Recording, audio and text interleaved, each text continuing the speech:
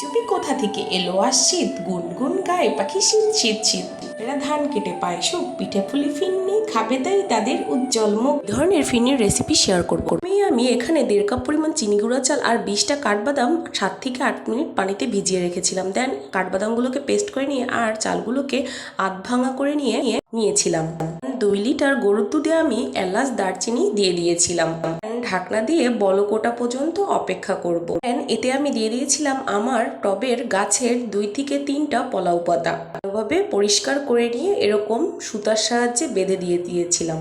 তো যখন এরকম বলক চলে এসেছিল তাতে আমি আধ ভাঙা চিনি গুঁড়া চাল দিয়ে টোটাল মিডিয়াম টু লো হিটে 10 মিনিটের মতো রান্না করেছিলাম। যখন এই পর্যায়ে চলে এসেছে তখন আমি এগুলোকে নামিয়ে নিয়েছি অর্ধেক পরিমাণ। তো আমি 2টি ফিন্নি রান্না করব, তাই অর্ধেক পরিমাণ ফিন্নি নামিয়ে নিয়ে তাতে আমি কাঠবাদাম পেস্ট দিয়ে দিয়েছিলাম অর্ধেক পরিমাণ ফিন্নিতে।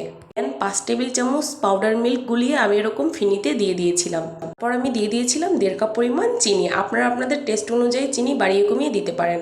নেওয়া হয়ে গেলে বলক আসা পর্যন্ত জাল করে নিব সুন্দরভাবে ফিন্নিটাকে। ফিন্নি রেডি।